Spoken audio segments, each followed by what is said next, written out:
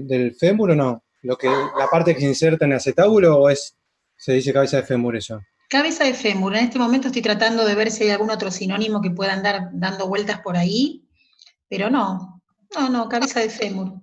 Con el nombre con el que más se la conoce. Ok, porque uno empieza a buscar por internet cuando tiene una duda y le No, y aparecen viste, tantos sinónimos para lo mismo que empieza a marearse, por eso le quería consultar. tal cual. Está buenísimo que pregunten para ver si son los mismos conceptos o no, pero sí, puede haber diferencia de nombre, seguro. Seguro. Y esto de buscar información en internet está muy bueno, pero es interesante buscarlo antes del examen. Un poco lo que yo les contaba la clase pasada, ¿no? Esperen que esperamos un cachito más, que arranquen todos y pongo a grabar la clase y ahí charlamos.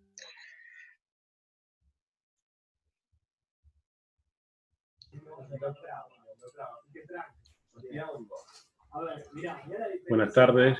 Hola, Carlos. Hoy las voy a tener que mirar un poquito al principio de la clase, que vamos a mostrar algunos movimientos, ¿sí? Después, o sea, los que puedan poner la cámara, buenísimo, y después, cuando ya empezamos con las diapositivas, si quieren, sacan la cámara, no hay problema. Profe, ¿le puedo hacer una pregunta? Dale. Los parciales no los llegó a enviar todos, ¿no? Sí, me había comido uno que lo tenía corregido, pero no le había pasado la lista. El parcial de Verónica creo que fue que me lo pidió y se lo mandé. Correo. Los demás están todos en la lista, Pues en la carpeta. no lo recibí yo. ¿Te fijaste en la carpeta donde estaban todos, Santi? Porque ahí estaban todos, ¿eh? Y el tuyo ¿La estaba. nota? Débora, ¿qué tal? Buenas tardes. Hola, ¿qué tal, Carlos? ¿Cómo estás? ¿Qué? Yo no los envié uno por uno, porque al final habíamos quedado en que podían ustedes ir a la carpeta donde estaban los parciales y ahí los encontraban. Ah, bueno, joya. Quedamos así, ¿no? Me quedé dudando después, pero porque primero sí me habían planteado la posibilidad de que se los reenvíe a cada uno, pero después surgió la posibilidad de que ustedes lo vieran desde la carpeta, donde están los parciales. Fíjate, Santi, porque estaba el tuyo ahí. Pero bueno, cualquier cosita me avisás por mail, ¿sí? Joya. Sí, no, acá están todos. Gracias. Buenísimo. No sabían que había quedado, por eso le preguntaba. No, quedamos en eso.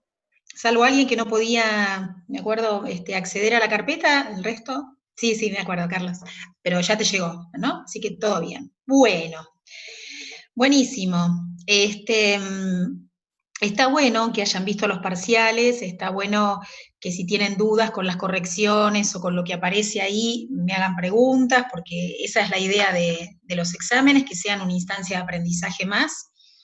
Parece una frase hecha, pero no lo es. Realmente el examen tiene que ser una situación de aprendizaje. Si es una situación de, como yo les decía la vez pasada, y perdón que sea reiterativa con esto, de copio y pegue, la verdad que hacemos de cuenta que es un como sí, y todos tenemos acceso hoy en día a toda la información. Entonces, ir a repetir lo que está en otras fuentes realmente no tiene sentido. Sí tiene sentido que ustedes durante la cursada vayan a esas fuentes y cuando hay dudas, como pasó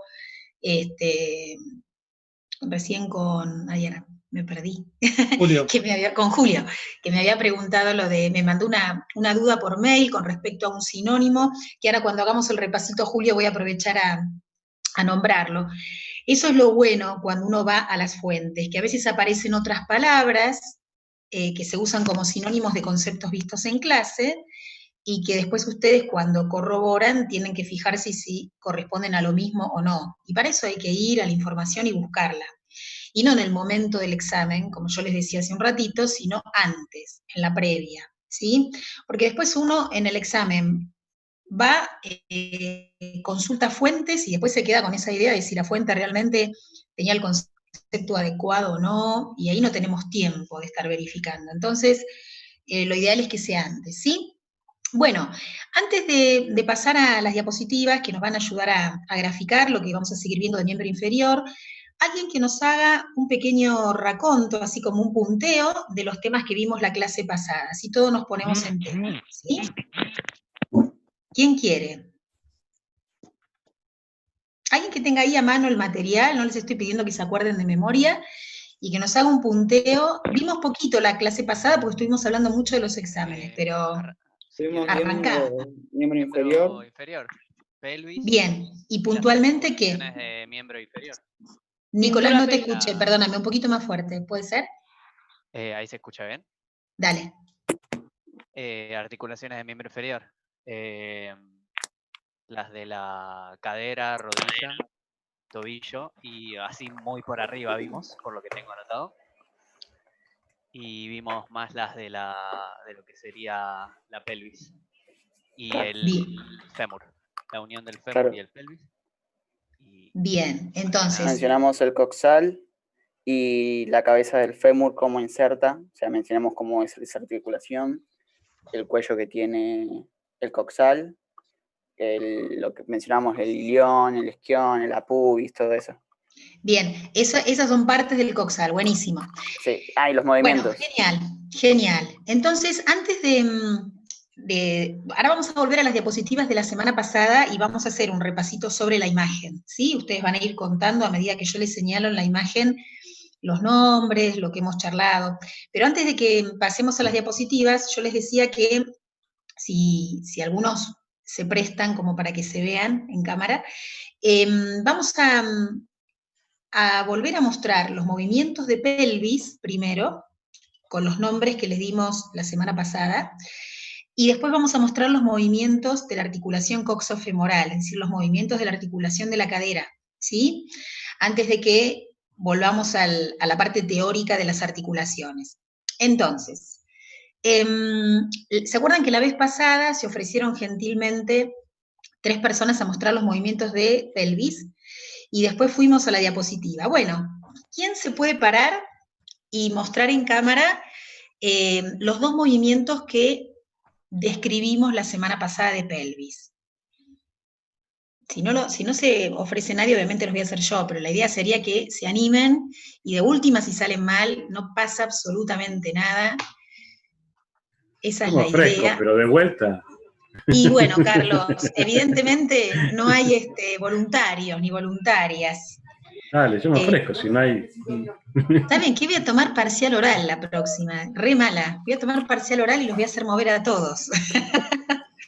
Yo me pararía y lo haría de vuelta, pero ayer tuvimos los de natación, ejercicio físico y no me moví en toda la cuarentena. Así que imagínate que levantarme... Quedaron arruinados. Qué bárbaro.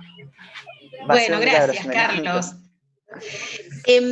Obviamente que Carlos puede mostrar los movimientos de frente, pero recordamos que los movimientos de pelvis fundamentalmente se dan en el plano sagital, en el plano que nos pasa, digamos, por el costado. Por lo tanto, lo ideal es observar a Carlos de perfil, como él se paró justamente.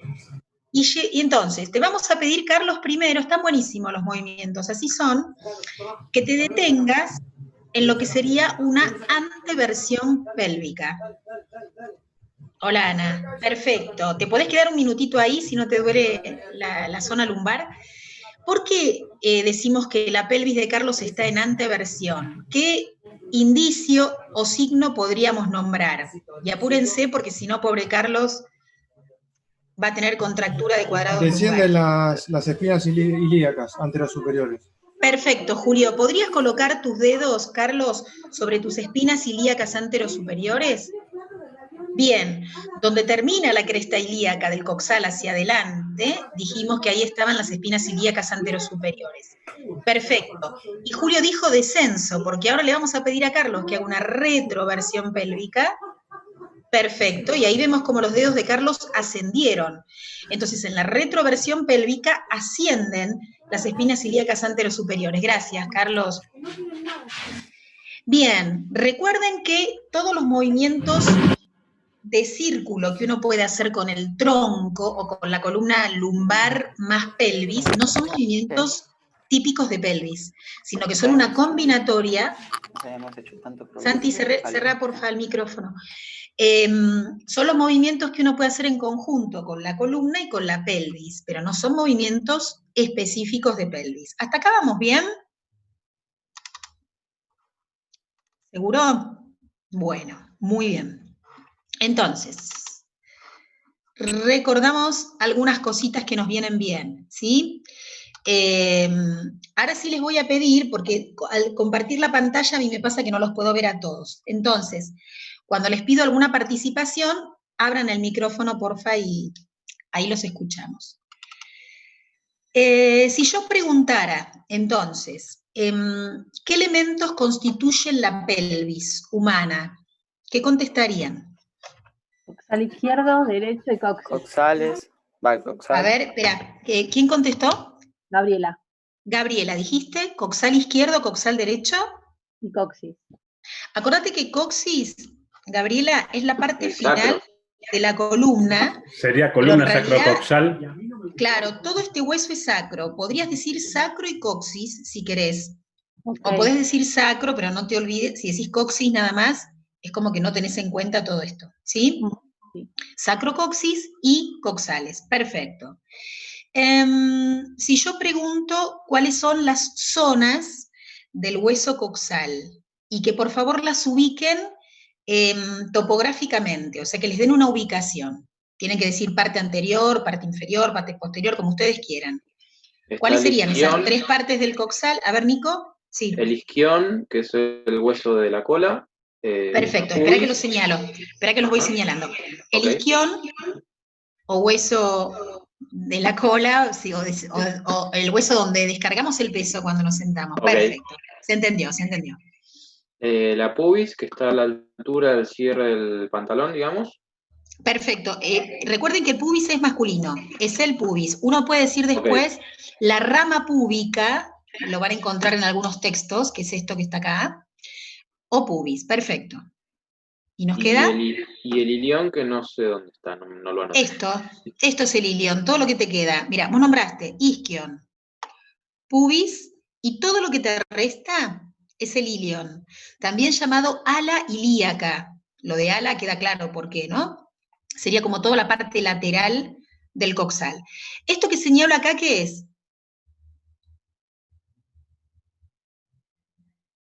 La articulación donde se conecta el fémur, digamos. La fosa vestibular. Los ligamentos. Se encuentran los ligamentos. Espera. No nombres ligamento ni nada de la articulación. La fosa acetabular que me...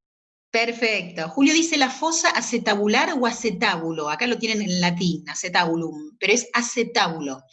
Se lo puede llamar acetábulo, cavidad acetabular, cavidad cotiloidea, cotilo del coxal. Miren todos los nombres que puede tener esto, ¿no? Ese era el término que había usado la semana pasada.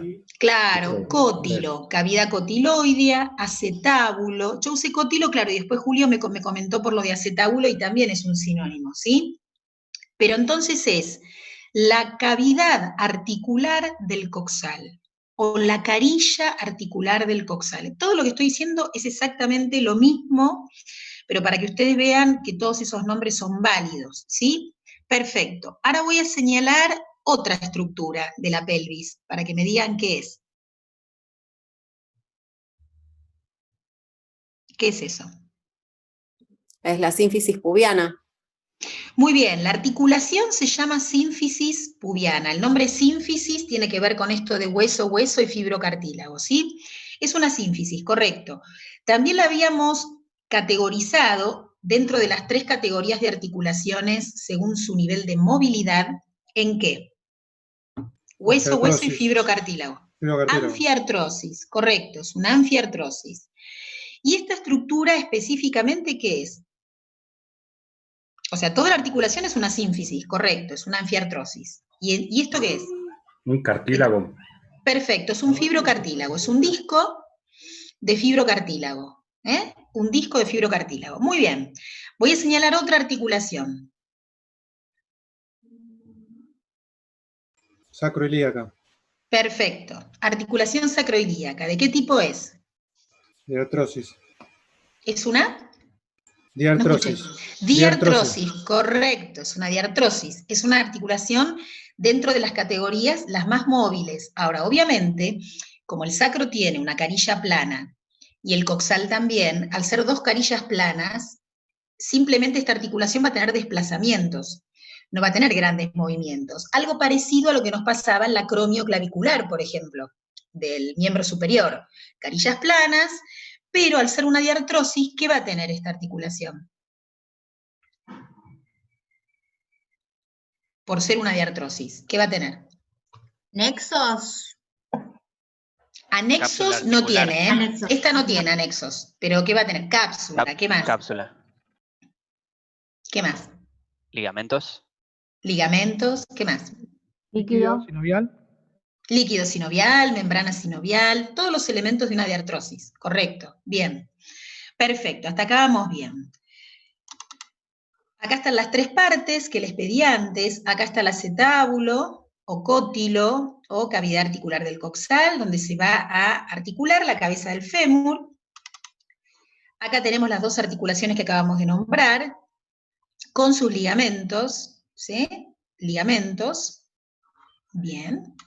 Y acá tenemos los movimientos que gentilmente nos mostró Carlos, ¿sí? La anteversión pélvica. Profe, disculpe, ¿puede ser que algunas imágenes no estén todavía en el Power, en el Dropbox? Porque yo lo fotocopié y me faltan las dos láminas anteriores. Vos decís que no están en el material. En el Dropbox. Bueno, háganme acordar, porfa, y yo le mando, sí, debe haber 3 o 4 nuevas diapositivas. Claro, sí. La base es la misma. Lo que voy a hacer es mandar este PowerPoint nuevamente a Ana para que lo suba al Dropbox y lo tengan actualizado, ¿sí? Buenísimo. Puede ser que haya agregado un par. Dale, gracias por avisarme. Bueno. Bien, acá en flechas rojas aparecen músculos que después los vamos a nombrar, ¿sí? Anteversión pélvica, retroversión pélvica. Muy bien. Y avanzamos a lo que habíamos empezado a ver la semana pasada, que son las articulaciones de miembro inferior, ¿sí? Cadera o coxofemoral, rodilla con sus dos articulaciones femorotibial y femororotuliana, el tobillo o tibio tarsiana y articulaciones del pie. Habíamos caracterizado las epífisis proximales y distales del fémur, y vamos a volver a repetir los nombres de estos accidentes óseos, porque los vamos a ver muy involucrados en puntos de inserción muscular. Entonces, ¿esto qué es? O cómo se llama, ¿no? Es la cabeza del fémur. Bien, cabeza del fémur, correcto. Esta parte es el cuello, y acá teníamos dos accidentes óseos. ¿Se acuerdan los nombres? Si alguien agendó. Sí, trocánter mayor y trocánter menor, ¿no? Perfecto, trocánter mayor y trocánter menor. Si ustedes quieren una referencia ósea de palpación, el trocánter mayor lo palpan en la zona externa de la cadera, ahí. Es el hueso, digamos, más saliente hacia afuera del fémur, ¿sí? El trocánter mayor. Ahí vamos a ver qué es punto de inserción. Sí. ¿El nombre que posee ese de accidentes óseos es por los accidentes que se da por el peso del cuerpo? ¿O es nomás porque se llama así? Accidentes se llaman a todas las irregularidades que pueda presentar el hueso, en forma de saliencia redondeada, en forma de punta, en forma de cóndilo, todos los nombres que vos veas de irregularidades óseas, que tienen nombres porque se van repitiendo en los distintos huesos. Vos podés encontrar una cabeza en el húmero y en el fémur, o en la terminación de alguna falange. Podés encontrar un cuello en varios huesos. Podés encontrar cóndilos al finalizar el fémur o al finalizar el húmero. Entonces, digamos, los accidentes tienen nombres por su forma y se pueden repetir en distintos huesos, ¿sí? Obviamente, nosotros no vamos a estudiar todos los accidentes de todos los huesos. Hay accidentes que sirven para articular, hay accidentes que sirven como punto de inserción muscular, y hay accidentes que sirven, por ejemplo, para el paso de un nervio, o de una arteria, o de una vena. Y obviamente, si ustedes van a un atlas, o a un libro especializado en anatomía, y ven la imagen de un hueso, se van a encontrar con millones de flechas con distintos nombres. No se vuelvan locos con eso, los accidentes que ustedes tienen que saber son aquellos en los que hacemos hincapié, ya sea porque son accidentes articulares o porque son lugares de inserción muscular importantes, ¿sí? Entonces, repetimos, cabeza, cuello, trocánter mayor, trocánter menor. Después teníamos la diáfisis del fémur, que era el cuerpo del fémur, ¿sí?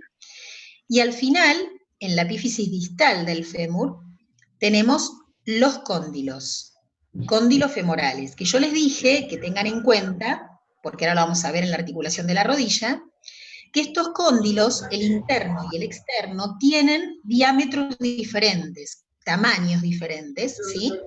Y esto va a tener mucha importancia en la dinámica o en el movimiento de la rodilla, que estos cóndilos sean diferentes. Cierren los micrófonos, por favor, chicos, que hay sonido ambiente, ¿sí?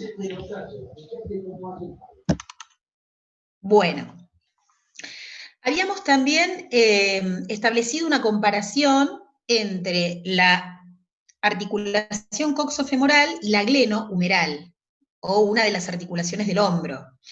¿En qué rubros o en qué, digamos, variables nosotros comparamos esas dos articulaciones? ¿Se acuerdan? En que son unas en artrosis las dos. Las dos son en artrosis, correcto. En artrosis era el nombre que se le daba a las diartrosis que tenían una cabeza redondeada y una cavidad. Correcto, las dos son en artrosis. Bien, punto en común. ¿Qué más?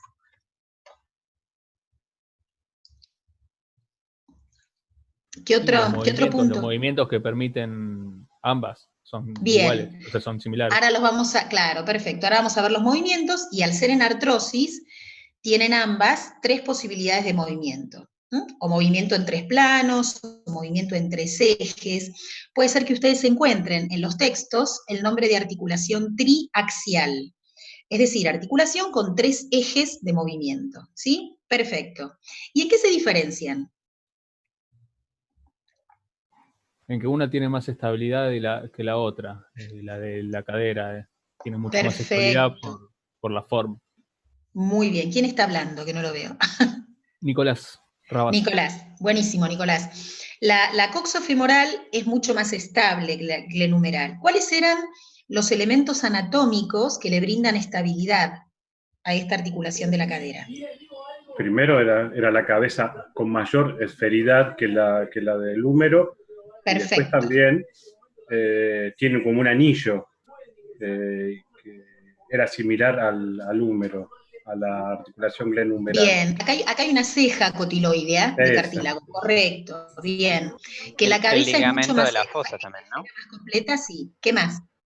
¿Ligamento? El ligamento que está en la fosa. Perfecto.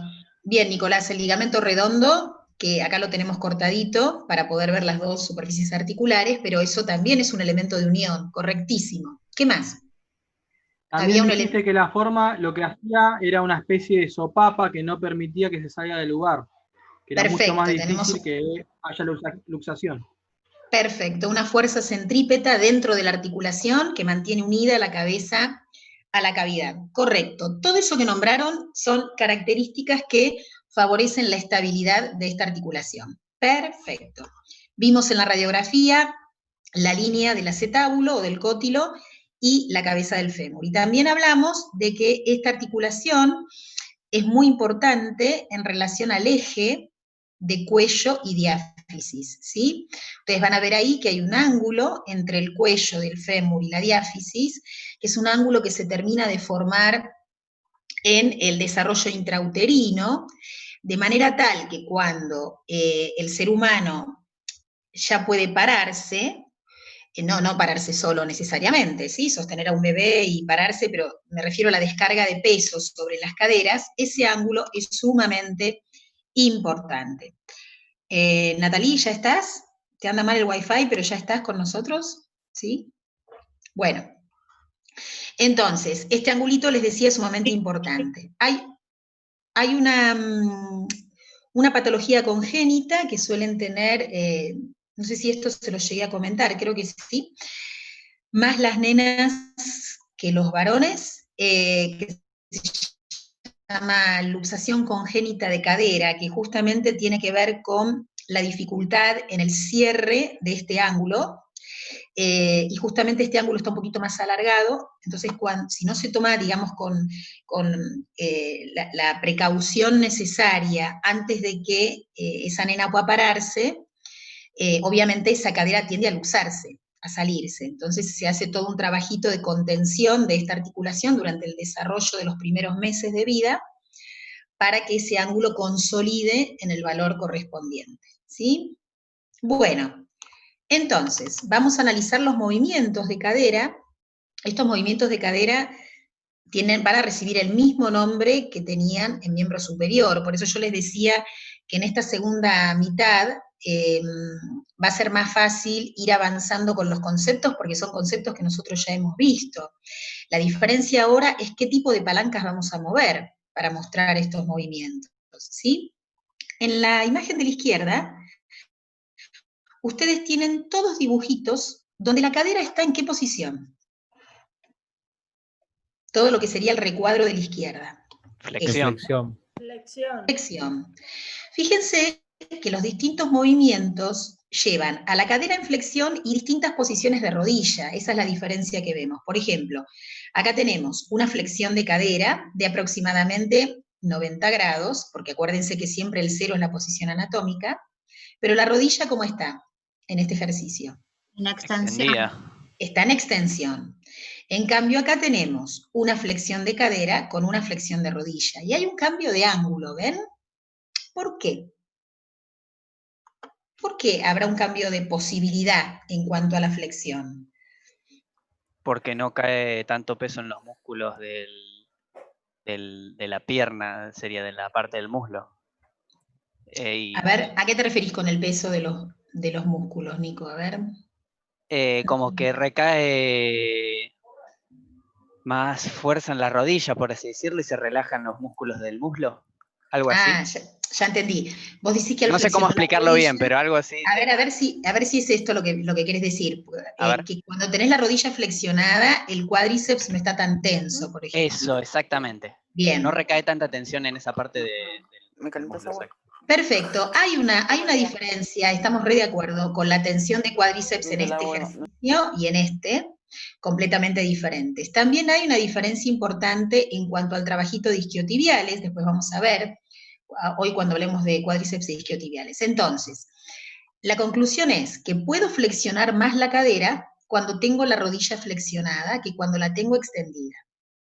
Obviamente que si uno tiene un trabajo corporal muy intenso, llámese bailarines o deportistas que trabajan mucho en elongación y estiramientos, tanto como si yo doblo la rodilla como si la extiendo, muchas veces la cadera la puedo mover en toda su amplitud. Pero normalmente hay un límite en la flexión de cadera cuando extiendo la rodilla que puedo superarlo con la rodilla flexionada. Esto es interesante a tener en cuenta. Es un tema biomecánico, pero está bien. Bueno, acá logro más todavía flexionar la cadera. De 120 me voy a 145. Esto sucede en el trabajo pasivo, es decir, cuando yo, con ayuda de mis miembros superiores, me llevo la rodilla hacia el pecho, ¿sí?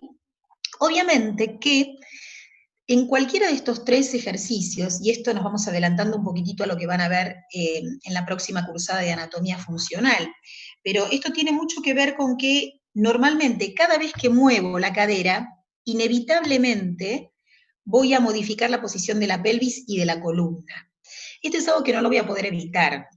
Por más que nosotros estemos hablando acá solamente de movimientos de cadera, la cadera siempre va a conllevar a la pelvis y la pelvis siempre nos va a llevar a la columna, por lo menos lumbar, a un determinado movimiento.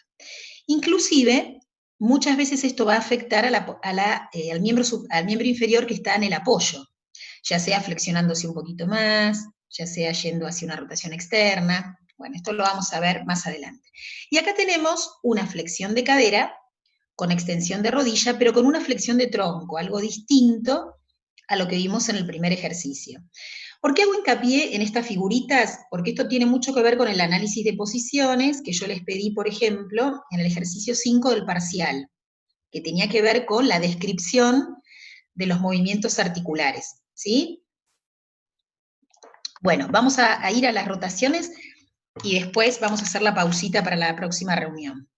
Entonces, rotaciones de cadera. Siempre con las rotaciones hay una pequeña confusión o es difícil de pensar, porque nosotros tenemos que imaginarnos ahora que así como rotábamos para miembro superior, movíamos el antebrazo como timón para la rotación del hombro, acá vamos a mover la pierna, acuérdense que pierna llamábamos al segmento que iba de la rodilla al pie, vamos a mover la pierna como timón para rotar la cadera, porque si ustedes separan y mueven el pie, acuérdense que esto es lo mismo que colgar el miembro superior y mover la mano. ¿Se acuerdan que dijimos que eso no era rotar el hombro, que eso era pronosupinar el antebrazo? Bueno, acá nos pasa lo mismo. Si nos paramos y giramos el pie o el tobillo, no nos aseguramos una buena rotación de cadera. Para rotar la cadera hay que mover la pierna. Entonces, miren bien. Si yo muevo la pierna hacia adentro, ven que esta es la línea media del cuerpo, yo llevo la pierna hacia adentro, ¿qué hace la cadera? ¿Una rotación interna o externa? Interna. Externa, es decir, la cadera va a hacer lo contrario a lo que hace la pierna. Si yo llevo la pierna para adentro, la cadera está rotando hacia afuera, que es lo que logro cuando me siento en esta posición de indio, ¿no? Caderas hacia afuera. Si yo llevo la pierna hacia afuera, ¿ven? La cadera rota internamente. Yo llevo la pierna hacia afuera desde posición de sentada o de parada, la rodilla va a apuntar hacia adentro y la cadera va a rotar hacia adentro. Esta es una posición bastante incómoda porque no la solemos usar mucho en la vida cotidiana, ¿sí? Vamos a una pausita y cuando venimos a la próxima reunión les cuento algo más de las rotaciones que es importante tener en cuenta, ¿sí? Pausita y nos volvemos a conectar. Estírense un poquito y despabilense. Ya volvemos.